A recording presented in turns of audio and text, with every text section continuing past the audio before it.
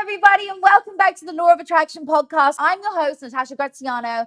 I sometimes say Natasha Graziano. I've realized I say it two ways, so either way that you say it is totally fine. And today on the show, I have an amazing guest, somebody who I was introduced to via another guest that came on our show, Larry Namer, who's the founder of E. I know you guys enjoyed that episode. And today is somebody who really touches my heart with what she teaches because I am a parent myself. Katherine Sellery is one of the creators of the guidance approach to parenting.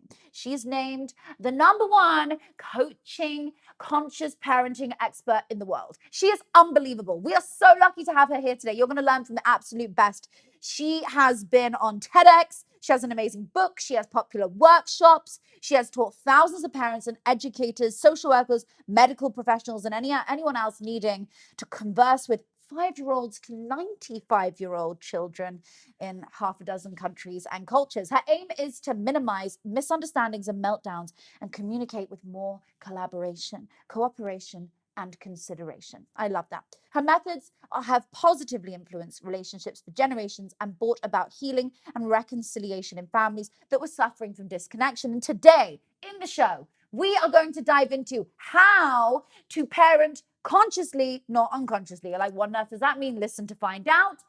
How to be the best version of yourself as a parent that you can be. If you're becoming a parent, this is exactly what to listen to before you take the road of embarking as a parent. Learn how to be one. It's brilliant. There is never too late a moment to begin parenting. We're going to talk about that today in the show. We're also going to talk about whether yelling and reward is actually a good thing or perhaps not. We're also going to learn how to meet the needs of your children and how to avoid really sad things like suicide. It gets deep, it gets emotional. Today's show is something that I think every parent can enjoy and will learn a lot from. I sure enough talk about a lot of my personal experiences too. So let's dive in.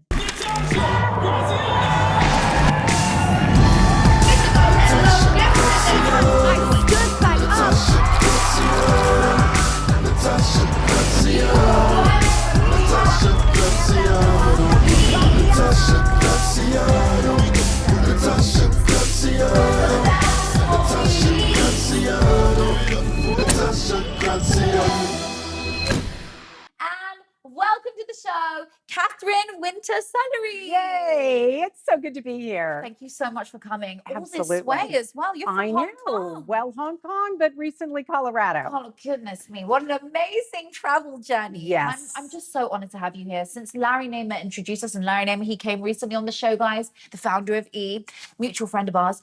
And, you know, he told me so many wonderful things about I'm so excited about that. And likewise. Yeah. Exactly. I'm so excited to get to know you some more and learn these wonderful methods around conscious parenting. Absolutely. First of all, what is conscious parenting? You know, if we're not consciously parenting, we're unconsciously parenting. Does it make sense?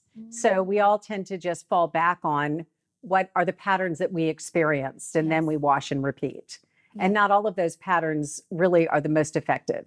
Interesting. So things that I'm doing perhaps, you know, as a mom in my day-to-day, you know, and parenting really is a journey. Like I have to say, Totally. it's not something I think that you're born with a baby and suddenly you have to do their nappy and learn how to parent overnight.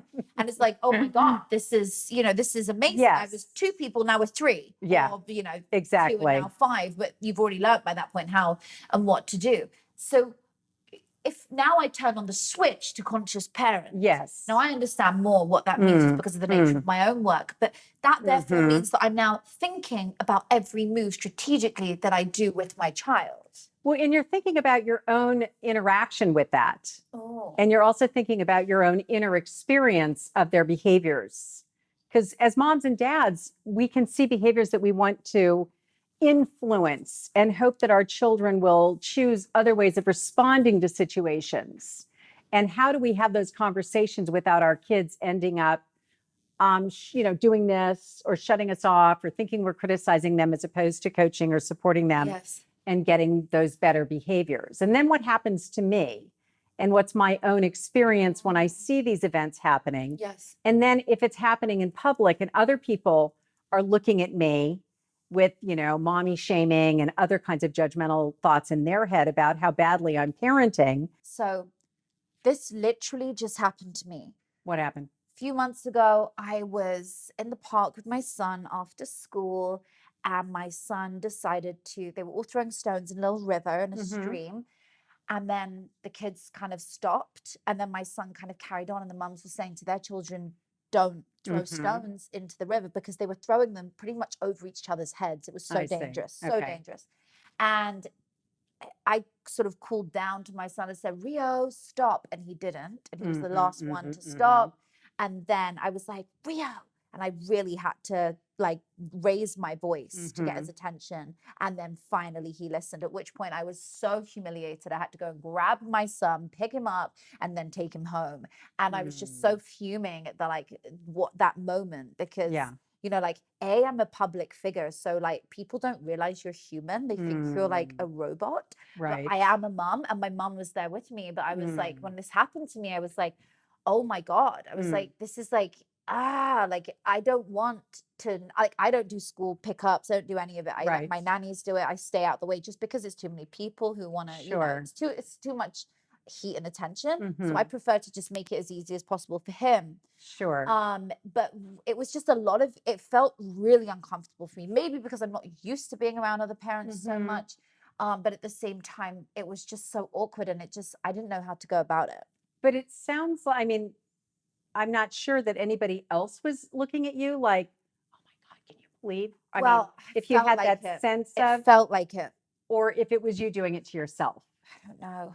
Right? Because I mean, sometimes it's not really from the outside. Yeah. However, a lot of times it is from the outside. So that could have been your experience, and maybe you were just picking up on the energy. Yeah. Right? Yeah. But then we also tend to be really hard on ourselves, as if, you know, we have to be perfect all the time, and that we can't fall down, and that there's, you know, we get to screw up too. I mean, I like to say moms are you know, moms are people too. Yes. You know, children are people too, moms are people too, dads are people too. Part of, I think, this whole issue around self-esteem, perfection, and kids becoming highly anxious is that they're kind of growing up in a world that is intolerant of mistakes. Oh, absolutely. And how important it is to really put up the sign in your house and in your schools that, you know, if you're not making mistakes, you're not learning. Wow. You know, it's okay to make mistakes, and we're not perfect. And I can remember my daughter, when she was little, just getting so upset because she was not able to control herself all the time. And I said, you know, sweetie, you got the L right on your forehead. You know, this is a learning situation. Yeah, my son's the same. He's hard on himself. Yes. And so we got to keep, you know, basically giving them permission to be children. Give them permission to make mistakes. How do you do that? You literally talk about it like this. I used to say to my daughter, you know, you've got the learning permit on. It's okay to make mistakes. You know, you've still got like your mom next to you as you're starting to learn to drive the car, the body, to be able to come up with the behaviors that you feel good about. Wow. And when you make mistakes, be responsible for your mistakes, and then you move on. Did you have any mistakes that you did as a parent, like moments that you significantly remember, where it just went completely tits up, and that was a turning point for you? Yes, there are those moments. And I can remember, I mean, I can give you a couple of examples. And I know in both cases, and this is going to be so true for every parent, we can become so emotionally involved in our children's upsets. Like when they feel like they're being bullied, or they're being ignored, or that they're being excluded from the group, and they're struggling with their skills to be able to integrate into new situations. So yes. And we moms can become like the mama bear who wants to get into the middle of their problems and make the other kids change their behavior so that our kids feel better. Yes. And honestly, it's incredibly disempowering to our kids. Because what we want to communicate to our kids is, this is really tough. And, you know, you can stay in command of how you're feeling about this without having to change other people's behavior. Now, you'll have a better chance at communicating to them that these are the reasons why you're feeling the way you do, and would they be willing to include you or change their behavior, and how do you articulate that without having other people get involved. And our kids know that. My daughter said to me once, Mom, if you're going to get involved every time I tell you about something that's going on for me, Oh, we need a pen. If you're going to get involved every time I tell you about something that's going on for me, I'm just going to stop talking to you about it. So do we have the ability to hold the space for our children to be going through the things that are upsetting to them without getting involved? Wow. Because I think that's, maybe it's the helicopter parent, who's hovering around and trying to solve all the problems to their kids. And what they're really communicating is, I better get in there and solve it because you can't do it yourself. What we really want to do is empower our children to recognize that they can change how other people are interacting with them by changing what's going on inside of them. One of my most asked questions, which is exactly where you're going here with this story, which I think is really powerful, is to do with how does a child stand up for themselves? Yeah. It's probably one of my most common things as a coach that I have to deal with is parents who come to me and say, my daughter's being bullied. Yeah. And it's not only how does she deal with it, how do I deal with it? Mm-hmm. So I'm going to throw that question over to you Yes. as an expert in this field. And then I'll tell you how I deal with helping the parent. But how do you help that child to stand up for themselves? And it depends on the age of the child. So I think we also have to kind of look in the world of developmentally appropriate. And at which point do we realize that they're actually going to need our help? Yes. So, I mean, both are true. Sometimes we need to support them and we need to get involved. And sometimes we need to support them by giving them the skills to be able to manage the situation better themselves. Wow. And both are probably true no matter what the age of the child is. Yes. So with my daughter, when she was probably 6 or 5, and, again, growing up in Hong Kong at a different international school, and she came in the second year. So it wasn't the intake year, it was the second year. A lot of the friend groups had already been formed. Yep. And she started saying that, I hate school. I don't want to go to school. And it was such a surprise. So, these are like the breadcrumbs that our kids get us. They don't tell us why they hate school. And it's probably not, I hate school. It's like there's something going on there that's emotionally difficult for me. And that's why I don't want to go to school. So I just started listening. And it was about playground time and nobody playing with her. Because she was the new kid. And these other groups were formed and she didn't know anyone. And I thought it was just that, but actually it was more than that. What was it? It was another kid at school who literally would say, don't play with Pia on the playground. And she only revealed it then? Yeah. No way. Yeah. And so here's a situation where I did go to the guidance counselor and I said, there's a dynamic going on. And she said, I'm going to pull the followers in. So I was like, really, you're not going to talk to the perpetrator? No, I'm not going to talk to the perpetrator. I'm going to talk to the followers. And one by one, she spoke to them and said, how do you feel about this? And they each said, I don't feel good about it. Well, then why are you doing it? Because I don't know how to say no to this powerful girl who was the ringleader. And I was like, wow, that's amazing. They're doing something that they don't even feel good about. And she said, yeah, that's the power of little kids learning to find their voice. Wow. And standing up for, because none of them really wanted to do it, but they were afraid, if I don't do it, what's she going to do to me? And, that whole scenario. So she taught each one of them to say to the powerful girl, I'm not going to do what you tell me to do. So the next day, when the same thing happened, and all of the little followers turned toward the perpetrator and was able to say, I'm not going to do what you tell me to do. I don't feel good about it. And then just like that, everything changed. So it took empowering these other kids to be able to stand up to kind of like the mean girl, the ringleader, and assert themselves. And that's where you look at the ecosystem and you look at the developmental level of the kids that are involved. And it really is about coaching and supporting these little girls to be able to stand up to the one that they feel has power over them. Right? I mean, there's so many levels to this. And, the mean girl thing is actually a thing. And it happens at such a young age. And it starts younger and younger, and it usually gets worse and worse. So when you know that the followers needed to be empowered, then you begin to recognize that we can change all of these dynamics by helping kids feel connected to their inner voice and have the courage to realize that other people are not responsible for their behavior. How interesting. So it's creating that inner voice, encouraging them at a young age to use it. Yeah, because they already knew, right? None of these kids were out of touch with their inner sense of rightness. Yeah, absolutely. They were out of touch with their courage. So conscious parenting, there's never a too late moment to do it. You can do it with your teenagers. You can do it There's with never your... a too late moment to do it. And you can go back and heal relationships. Like I have a woman in my training now who has a 30-year-old daughter and they're estranged, right?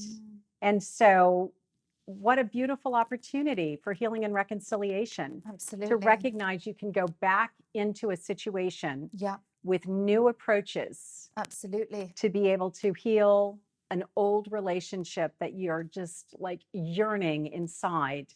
Oh, well, yeah, I can speak to that. I didn't speak with my father for 10 years. So when I evolved into who I am today, I was able to approach the situation in a completely different way. Exactly. All of a sudden, I could come with compassion, and I was able to talk to him and pick up the phone and say, hey, I want to share something with you. He was like completely shocked by the phone call and the fact it just showed up at his house, and we built a relationship. I think the power of forgiveness is very important. And when it comes to parenting, forgiving yourself. Yeah, of course. Letting go, just saying, I'm not going to hold on to how I've been. Yeah. And I'm going to start again today. Maybe for someone hearing this show today, this is the first time that you're hearing anything like these new ideas, and you're going to continue to hear more throughout the show. And you're like, I am going to try something different. But you never know until you try what results you'll get. And on that, I don't know the answer to the question, so I want to ask it because I know somebody in the audience is absolutely wanting to know the answer to this. And the question is it wrong or right to yell at your children? Let's say it's never really going to be that effective. Yeah. I think it's actually the evidence of being out of control yourself. Right? So you've lost self-control. And of course, I can't name a parent alive who hasn't yelled at their kids. So this is that self-forgiveness part where you blow it spectacularly. Yep. And then you get to reconnect with your children and basically say, I am not proud of how I just came unglued. And I would love to have a redo. Would you be okay with that? And you just, you're just apologizing for your lack of self-control. Wow, interesting. So it's letting down your own ego so that you're able to reconnect with the child. Because it's true, when you yell at a man, like when I yell at my husband very randomly, not saying that happens all the time, maybe a bit. And like when you get those moments, people don't listen when you yell. When people yell at me or have done in the past, I block out and I tune out and I go into my own space, and all of a sudden I can't hear them, and it's just noise. And then I'm thinking about what I need to do today or tomorrow, or how I never want to see this person again, or like, I want to with kids, it's the same thing. The child is sitting there just tuning out. I know with my son, when I raise my voice, not yell, just when I speak a little bit louder, if I go on for more than 2 sentences, I can see he's tuned out. So I just say exactly what I want to say in one sentence, and I pause.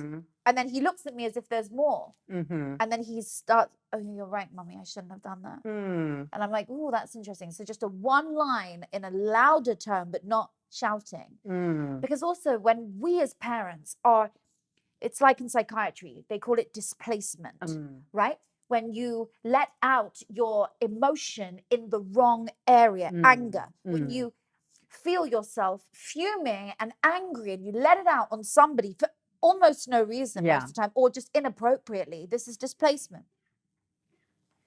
And so with displacement, when you do the same with your children, the child is getting shouted at, usually because of what we are storing inside of us. There is anger already inside of us if we are screaming at our children.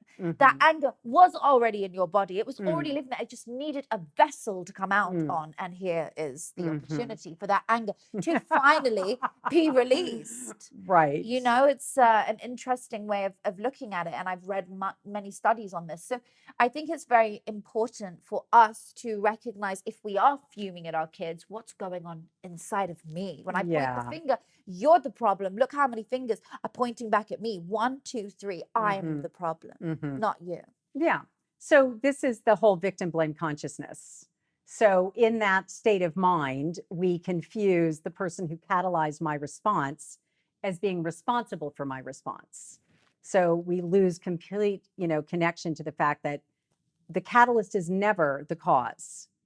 And I mean, this is so important. The catalyst is never the cause. So, if I know that to be true, when I'm catalyzed, the victim blame consciousness says, I need to manipulate and change your behavior so I can feel better. So we spend all of our time focused on that event, that person, their attitude, whatever, as being the issue, because I'm still duped in under the spell of thinking other people make me feel. So when I start to be responsible for my own feelings and something here catalyzes that within me, I recognize, wow, and I can even say to the catalyst, something's happening in me that I need to really be with and unpack. There's a part of me that wants to blame you for my experience as if you caused it, but yet I know that's not true. Interesting. And so now I need to just be with this something inside of me in a way that I can unpack it without going down this other road Yes. of blaming you for how I feel. Yes. So I mean, this is such a fundamental shift in consciousness that it's obviously way beyond the parent-child dynamic. This is with regard to all human beings on the planet. Wow. And their displaced sense of responsibility for their own feeling realm. And so few of us have ever grown up in families that have a consciousness around this, which is why the conscious parenting revolution is really about consciousness in general. And when I start working with families, a lot of them will say things like, oh my God, this is going to really help me at work. And this is going to help me in my dynamic with my spouse or my own mom or dad or anyone. Because I don't know about you, but I mean, I definitely grew up in the land of, look at the gray hairs you've given to me. And how dare you speak to me that you make me so upset. You make me so upset and you make me happy are both blame consciousness, where again, it's something outside of me responsible for my experience inside. And there's that nuance of, well, sure, it's a catalyst, but not the cause. And what happens inside of you or anyone else is going to be distinctly different based on your own family of origin, based on your belief systems, based on your own consciousness. And when we begin to realize how individual it is, we recognize that that cannot possibly be true. The beauty is the freedom that comes in that, the liberation. Yeah. That I'm never going to be able to change everyone around me to get them to stop triggering me. However, once I begin to realize that that's actually the gift, that now I'm recognizing that there's some unresolved some things in me. You talk about the anger that you're just displacing. And that is actually what a lot of people do, is that they just have lost connection to the fact that there's a whole bunch of stuff in me that is actually responsible, including even how I think about the situation. Yeah. Wow. So powerful. Did you go through anything in your childhood that was a red flag that really was like, I do not want to raise my children in this way? Yeah, you're so astute. So obviously, I would not even be doing this body of work if I'd had the ideal family. Yeah, I sense that. What happened? So it's that whole idea of, yes, okay, so we get to really transform. So a number of things. I would say that my understanding of it, of course, has only come as being an adult. Yeah. And my experience and the years and just all of it. So it was a his, mine, and our family. So my dad had been married. He had a child from his first marriage. My mother had been married with 2 children from her first marriage. And they got married and had my sister and I. I love what you call that. His, mine, and ours. Yeah. And again, only in reflection is the one unpacking was I able to begin to really understand my own deep sense of it has to be different with my kids. It has to be different. So I had a brother who died by suicide when I was in high school. I'm sorry. And knowing that just knowing intrinsically that it was so much about the family dynamics. Yeah. And he was the one who never felt accepted by my father. And they had so much conflict. And it was so much about my dad's family of origin. And then just a child wanting to be loved, wanting to belong. And when he didn't meet his needs for that, the tragic expression of the unmet needs. So just think of that. The tragic expression of the unmet needs is all of the quote unquote bad behaviors. that we then try to manipulate through rewards and punishments, which completely miss what the underlying reason for the bad behavior is. So unless we start to look at, and this is kind of like, the mantra, the little drum that I beat, until we can start looking at those behaviors that we would like, they're socially unacceptable, they're behaviors that we wish that they weren't there. And if we punish and reward them, maybe they'll change. But actually, what we activate is retaliation, rebellion, and resistance, the 3 R's. And then 3 R's account for 75% of our behavioral disruptions. So we end up causing whatever the issue was to become so much worse. Yeah. And then we come down hard on it and we activate what I call the dance of anger and defiance, which then explodes into another level of incredible, quote unquote, disruptive behaviors. And you just get further and further and further away from the humanity, which is that people are only ever trying to meet their needs in the first place. And the more that we can connect to the underlying unmet need and really have empathy and understanding for what's behind these behaviors, we end up creating a completely, what do I want to call it, isolated child. So what usually is behind these behaviors? The tragic expression of the unmet need means that their needs are not being met. So then what are the needs? So we start to just kind of like, we could use a model of Maslow's hierarchy of needs, right? So we have the underlying base level needs, which are for food, air, water, and sleep. And we know, right? I'm sure you've had that experience with your little child. Yeah. If he's tired or hungry, what happens to the behavior? Well, it depletes, it goes down. Exactly, right? And you could try to reward or punish him to act better, but you know that until he gets to bed and is rested, there's no reward or punishment that's ever going to change that behavior. Yep. So you have to meet the need. Right. And the same thing for just being hungry. They call it what? Hangry? Hungry, yeah. Right. So there's no way to reward or punish someone into better behavior. You just have to meet the need. So you've seen children who have been fed, watered, and slept, and all of a sudden they wake up and they're like, oh my God. And you think to yourself, brand new child. Yes. But all you did was meet the underlying need. So that's a base level. That one's so easy for everybody to understand. But then when we start to move up to psychological safety, right? And then when you're in the land of psychological safety and you see these behaviors, but you can recognize, okay, like I'm checking the box. I know it's not food, air, water, and sleep. So then, okay, what are the next level of needs that I need to think about that could be unmet? Is there something going on in your family? Is there something going on the school bus? Is there something going on at school itself? Does this child go to school and feel like their needs for belonging, acceptance, that they can make mistakes, or are they criticized, isolated, and then they come home and they start to show you behaviors or refuse to go to school or get up late and all of the behaviors that you're like getting madder and madder about. And then you start to say things like, unless you get up right now, young man, young lady, whatever it may be, no TV, no dessert, no friends over this weekend. And you start doing the threats as if that's going to cajole them into changing their behavior. When actually you just need to have a conversation, sit them down and ask them why. You could try that. And a lot of kids may be self-disclosing, but a lot of kids won't be. So what do you do with that exact problem right there? Yeah, well, asking why can be a roadblock because they don't know exactly why, because they haven't thought about their children are not going to say, Mom, you know what it is? My needs for psychological safety are not being met. No.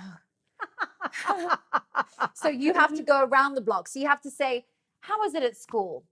You could start with, gosh, so you really hate school, huh? So a lot of parents are not prepared to just acknowledge that.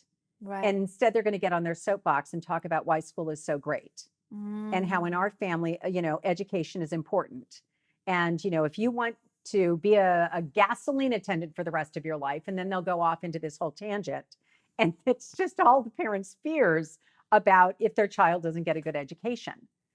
And, that's again, where it's kind of like, well, what's being activated in me? Like, what's the trigger in me? And then we go off on our own triggers, as opposed to just staying with that child, like, really sensing into what is their feeling. And you can connect with what they're just going through. Maybe they're anxious, maybe they're worried, maybe they're afraid. There are all these different feelings. And if we can identify what they're going through and give them a word, then maybe they'll be able to say, no, that's not it. You just don't get me. Or they'll say yes. Because even young children know when the word we're using to explain their inner sense of things is good match or not a good match. And this is where, they really emphasize that the more of a feeling vocabulary your children have, the more that they can actually dissipate high emotion. That's really interesting. So as adults, we teach people that there's different tone levels, and there's actually 140. People just think they're sort of like sad, depressed, and then, on the other side of it, neutral, happy, and then ecstatic. There are 140. Wow. And it's unbelievable. So if we gave a child a atonement chart, and they had to look at which tone it is, and there's an emoji next to each of them, perhaps that could really help, right? So if I was like, for my son, which one of these did you feel today? Yes. Here's the real lower level ones, and here's the higher levels. And then he could tell me. I'll say, what happened there? Then that could be a great way to tune in, because now we've got the feeling connected to the action which happened to cause it. It's a great way to tune in. They actually say that sometimes these emojis are not completely true for all of us. And that how distress registers on your face may be different on this person's face.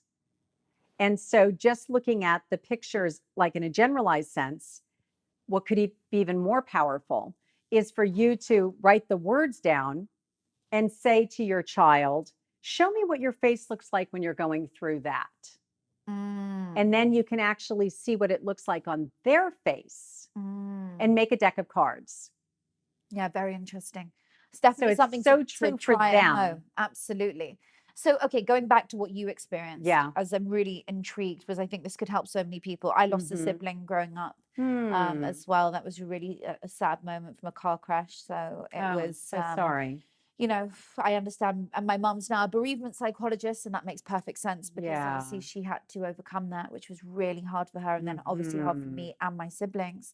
So you said you lost your brother to suicide. What happened to him? Why did he? Yeah. So, I think it really started happening when he was a child. How old was he when he? Well, when my parents got married, let's see, was he, yeah, I think he was 10 years older. So he was already 10 years old, right? And then I came along, and then he was always the one acting out. And I think every family probably can sort of relate to this. Like there's one who's the good girl or the good boy who's always meeting expectations. And then there's the ones that have started acting out. Yeah, for attention, usually. Usually, right? And negative attention is better than no attention. And so I think if I kind of like look back, having unpacked it and looked at it, it was really that he had a mom, my mom, who was now in a new marriage. And she was trying to navigate between her new husband and her son's reaction to that. And then my father and his stepfather's reaction to his tragic expression of his unmet needs.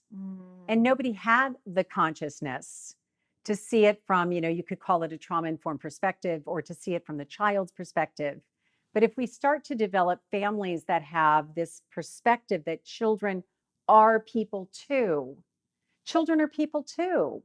So it's not bad behavior or disrespectful, but it's the labeling of it as, disrespectful, inappropriate, all of those words.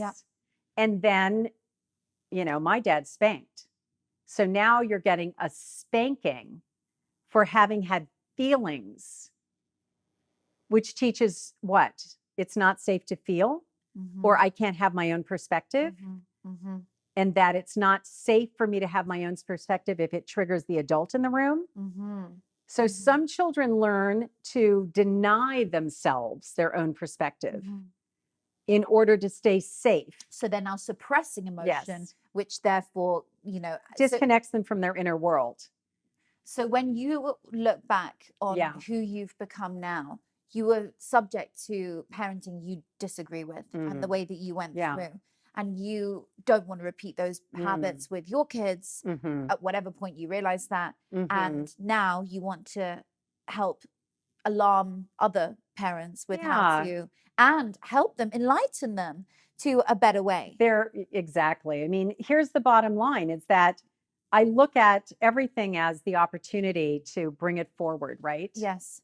So how can I bring forward my own personal experience in a way that's going to have the greatest support so that other kids Yes. don't grow up feeling invisible, Wow. so that their perspective is never taken into consideration, that Mhm. ultimately may end in loss of life, or it may end in, therapy forever, Mhm. or it may just end in them feeling that they were just never seen, heard, and understood. Was your brother particularly a teenager at the time when he? He was in his mid-20s. Okay, which is Yeah, quite a common age for it is. males to Yes. take their life. I had a girl that I work with who's a suicide coach, Survivor? and Oh, a suicide and coach. because she's a suicide survivor, Survivor. and she was telling me the statistics, and we were going through them, and males in their 20s, because I know. it comes down to, which is really sad, but women, we're allowed to express our emotions I and know. cry. It's Mhm. okay, but men don't feel in society as much comfortable to be able to express that feeling. Well, here's the thing. I think because that was actually why my dad was so triggered, because my dad grew up with that rule book. Right. The old-fashioned rule book. Absolutely. The old-fashioned rule book, which is obedience and compliance, and Yep. do as you're told. And if Yep. you don't, you're Children must not be disrespectful. heard. That's right. Absolutely. It's that whole thing. Yeah. So now he has, the new wife with the children, and there's a little boy who has all these emotions. And he has learned that little boys can't have emotions because he's been raised in a certain way. Yes, exactly. He did what he was supposed to do. He cut himself off from his feelings. And now this is a child who doesn't understand that this is not allowed. Mhm. So he comes down hard on it over and over and over, but he still couldn't get this child not to feel. Yeah. Yeah. Right? But that didn't change his own experience Yeah. of being triggered by it. Yeah. And without the knowledge or the consciousness to recognize that this was actually inner work for him to do, Yeah. he kept making it about the trigger. So this is fascinating, because when we tell children, right, what not to do. Yeah. So, okay, we moved into our new home, and my son decided to, me and my son draw on with special, kind of crayons in the shower. Okay. We draw all over the bathroom walls. I think Nice. it's creative, and we have so much fun. And we do it together. And he took those pens and decided to go and draw on one of the brand new white walls. Oopsie. And instead of me reacting, fuming, going, what are you doing? Yeah. I paused in the moment, just because I'm in a different stage in my life now. So I'm able to control Yeah. any feeling I have. And Yeah. I just thought, how beautiful. Mm. Let's always go to the positive, pause in the moment. It's very hard sometimes when you're fuming in the moment. I You know. have to. And now I can do it really fast. I don't need to Mhm. pause for 2 minutes. I can literally in the moment think he's trying to express something. He thinks drawing is wonderful. It's art. Yes. And I said, sweetie, what a beautiful, beautiful picture you drew on my wall. Why did you do it? He said, Yeah. oh, you like it? Yeah, I wanted to draw like the family, and I wanted to draw my friends. And I was like, wonderful. Yeah. Do you know, drawing on the walls in the house is probably the wrong area. Mhm. So we're not going to do that. Do you see all of them don't have drawing on? We're going to keep it to the shower, Mhm. because already that's a place which drives my husband nuts when we draw in the shower. Right. Because it's annoying for everyone who has to clean the house, and it goes in between the Yeah. grates. Yeah. Yeah. But I don't care. We still do it. And I say, let's stick to the shower and Right. paper. And now he's never done it again. Of course. And she liked my art. Yes. So every negative is Yes. turned into a positive. Right.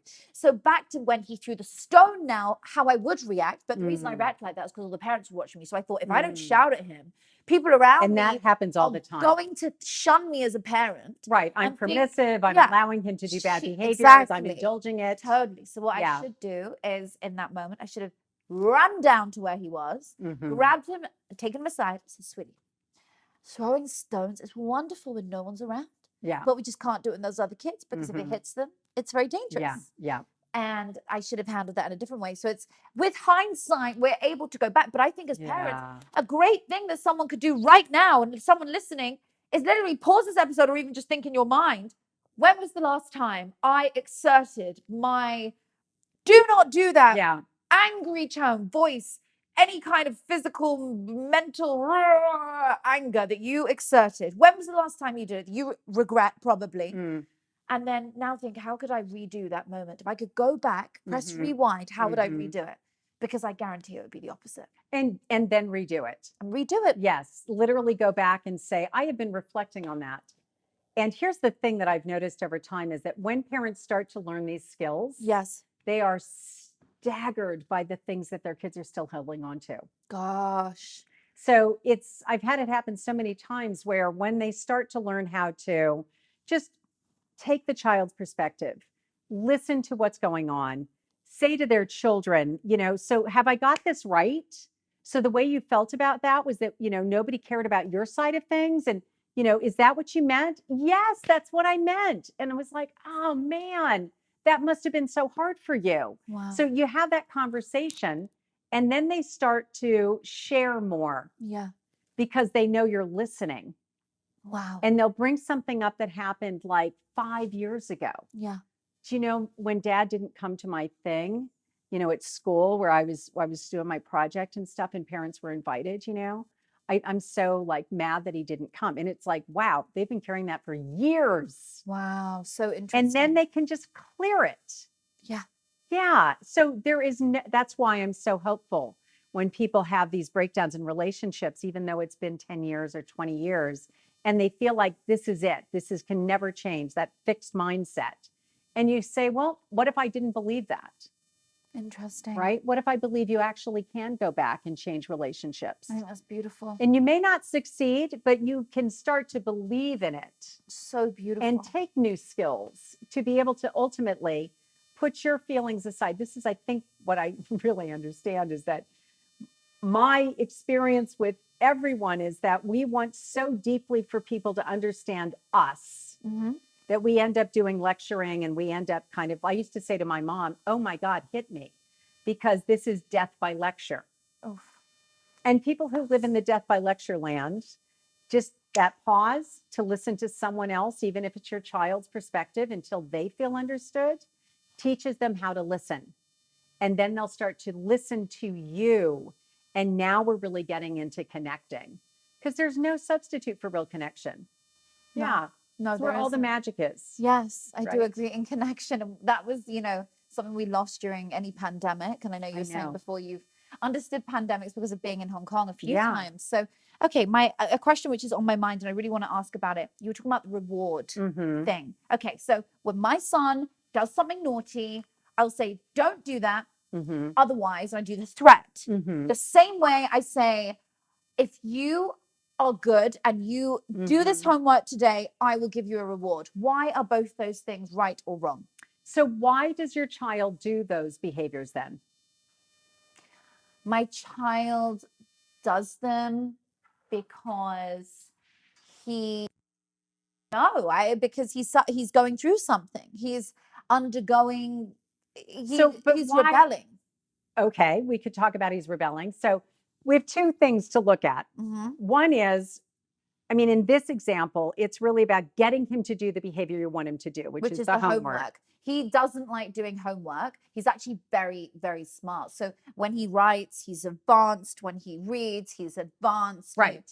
He's in American school, so he already did 2 years of UK school before we moved here. So he's like so ahead. Yeah. And so he tells me, Mom, I'm so bored in class. And I'm like, oh, he needs to jump a grade. But then I'm like, I can't get him to do any of this extra work. Okay. So, we're really unpacking this. So now you understand he already has mastered the material you're asking him to do the homework for, right?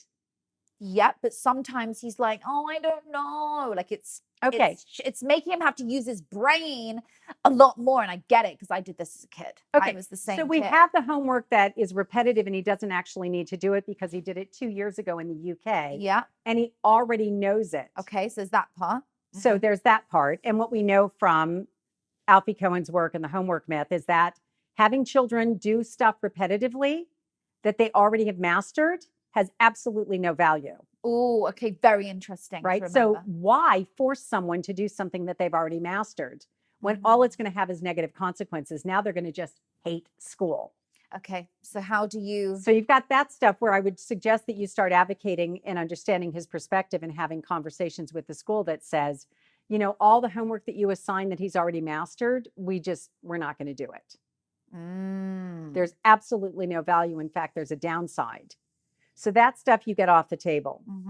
And now we're just talking about the stuff that's challenging.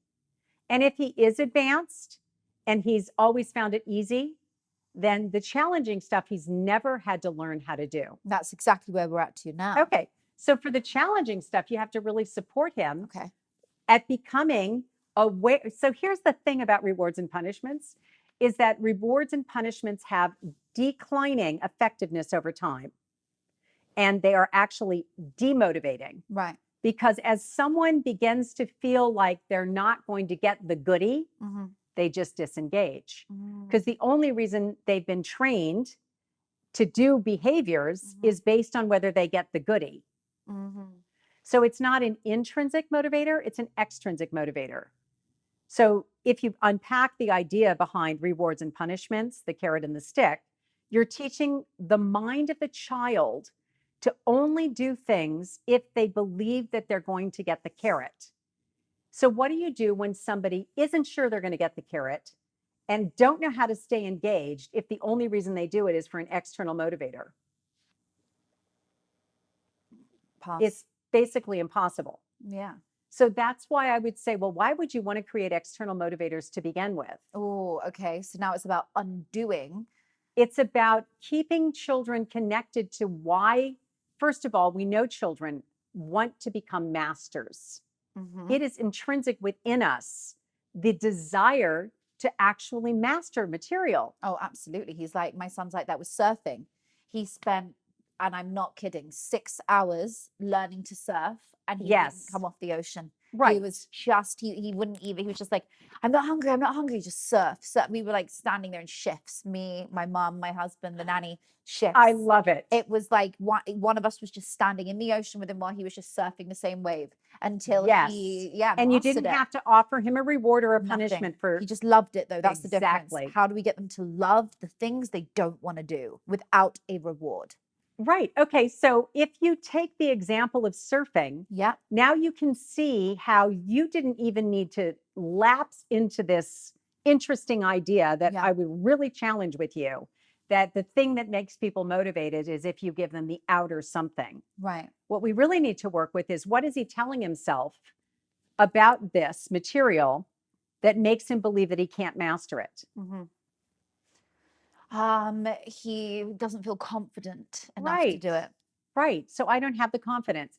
So, you know, one of the things that pops into my mind is when my son was in 4th grade at his school, they took all of the 4th grade books and they moved him to 5th grade. Right. The 3rd grade books to 4th grade.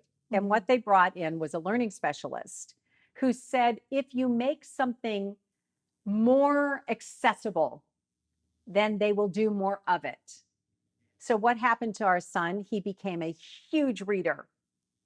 In fact, the comments we would get from the teacher are, only wants to read in class, right? And he's, to this day, a lifelong reader. So by making the books easier, they read more and more and more. Oh, interesting. And when they had the books, they changed the level of the books. The harder something is, the easier it is to disconnect. Which is what my son's doing when he rebels against the tougher homework.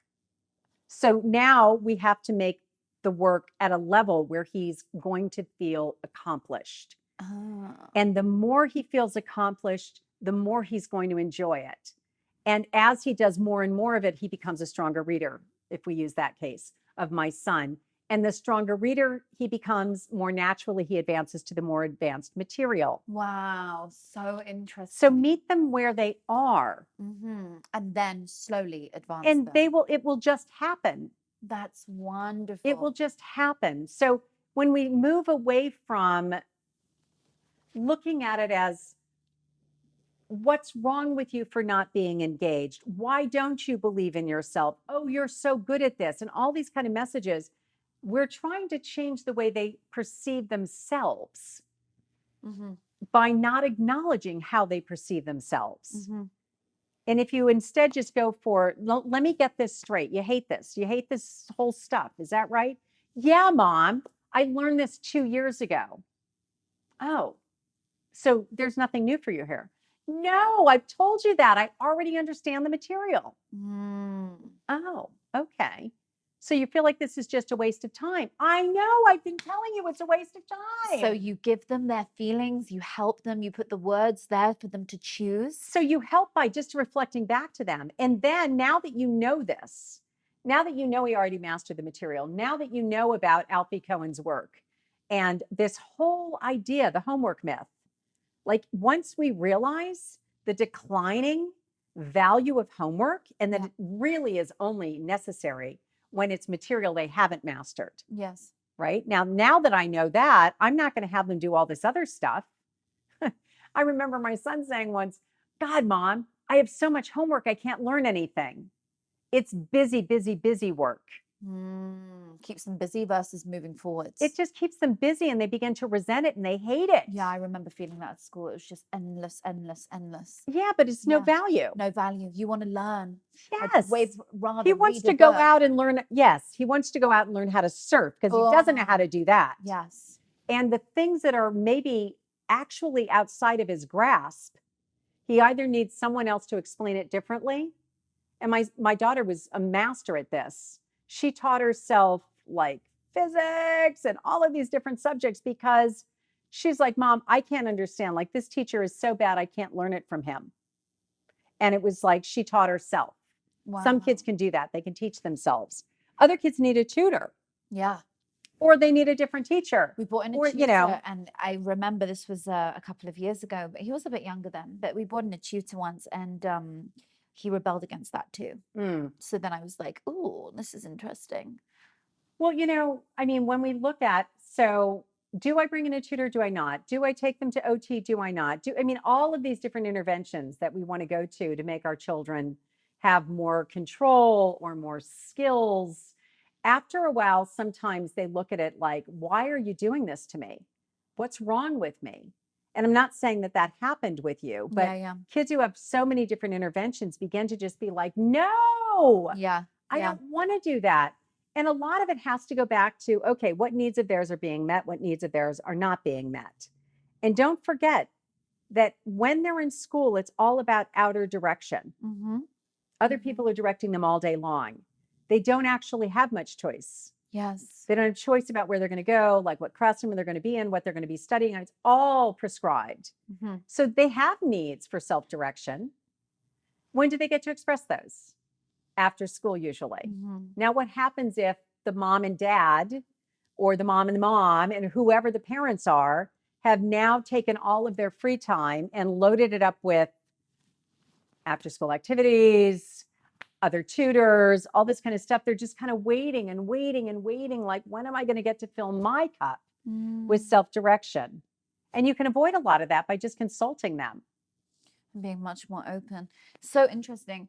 Well, I feel like a lot of parents just do it because it's how they were raised and they don't know any other way. Exactly. And they didn't get the education they wanted. Or their parents didn't get the education they wanted, so they put it onto them, and it just goes generation by generation. It is. It's generation. A cycle. By generation. This is why we need people like you to come in, intervene, and be like, hey, it doesn't have to be like this. No, change. Like, you have a chance to change. Doesn't matter if they're 4, 7, 17. I know. 27, 37. Exactly. You can start today. You got it. You can start today. Okay, but gosh, I could do this all day. I'm learning so much myself. I want to take notes. My final question for you is, if you could tell a child today how to get through school, because it's the hardest thing for me, for anyone, what would you tell those children? Because parents will go home and tell their kids this. Yeah. I think that two things. Number one is, let's just shout out that a lot of parents will always take the teacher's side. And I had a parent recently say to me, I was a teacher once. I knew how hard it was. So I had so much empathy for the teacher. I could really see her point of view, and I always supported the teacher. Now, she's dealing with a lot of resentment that developed because the child felt like you never saw my side, mom. Mm-hmm. So I think fundamentally, the number one thing that we get to do is always understand our child's perspective. Mm-hmm. Listen to them, understand their perspective, because nobody really else is going to do that. And you can be that one in their life that they know will always help them by at least acknowledging the validity of their perspective. Beautiful. Maybe they handle things, like not the best way. Yes. And they need more skills to deal with conflict. Yeah. But don't forget, there's a psychological differential. Yeah. And the adult in the room is always going to have psychological power. Yeah. And how do we teach our children to advocate for themselves, knowing this psychological differential? Mm-hmm. So earlier we were talking about like, where do we intervene? Where do we not intervene? If there's an adult involved, we have to intervene. We have to intervene to level the playing field. Mm-hmm. We don't want to go in there in a really aggressive way. Yeah. That never works. We have to be essentially the mediator. We have to be able to listen to our child's perspective while the adult that got triggered, assuming that that's the situation, is coming down hard. And let's also go as far as to say, and let's assume maybe the child used a behavior that wasn't perfect. So then we get back to, well, what do we do with the imperfect behaviors? Mm-hmm. Do we come down hard on them? Or do we understand that they're the tragic expression of the unmet need? In which case, the tragic expression of the unmet needs is essentially the land of rewards and punishments. When these behaviors happen, we try to reward and punish them away, rather than looking at them as, if we can deal with and support the child to have the skills when they're in those situations to manage themselves, then all of them go away anyway. Mm-hmm. So if we can just keep redirecting back to impulse control, lack of skill and understanding and diffusing high emotion, and all we really need to do is constantly be supporting our children who then feel like they've lost face. How do I show up? They're already into self-shame, as in addition to everybody else who's shaming them for their absence of skills. And if we can just shift the whole paradigm around, kids are going to make mistakes behaviorally. Today has been so fun. I have learned so much. And like you said, we got to unpack so much. So much grist for the mill. Absolutely. And I know that you have a free parenting book. Yes. Tell us more about that. Okay, so it's 7 strategies to keep your relationship with your kids from hitting the boiling point. Wow. I know, right? And just freeparentingbook.com, and people can go there and download the book free. And it's my gift. Gosh, that's wonderful. What a great gift today. I'm sure going to be downloading it. Yes, I'm going to be downloading it. If you guys have enjoyed today's show as much as I have, make sure that you share this episode with a friend. And they are learning from the consciousness parenting expert herself, Katherine Sellery. She is amazing. And I've learned so much. I've taken so many little notes as we've been going along. And I'm going to go back and watch this myself and share it with other mums and dads and parents out there who I truly believe need to hear your words. And actually that free parenting book is what I'm going to be sending them as a little gift. Beautiful. For birthday presents for sure. So if you've enjoyed this, make sure you share it with a friend, like, subscribe, and we would love to hear from you. Leave your review. If you want to leave a review, you can below. The link is below. And if you want to leave a voiceover review, we now have a new button below. So you just hit that link below where you get to leave a voiceover of you talking, which we may show on the show in the coming episodes. So you might be chosen. If your review is particularly wonderful, I would love to thank you personally, and I will add it to our show so that we can hear from you. So make sure you leave your name when you're doing that so we know who to shout out, and you introduce yourself on your review, and feel free to leave that review because we'd love to hear them at the beginning of the show.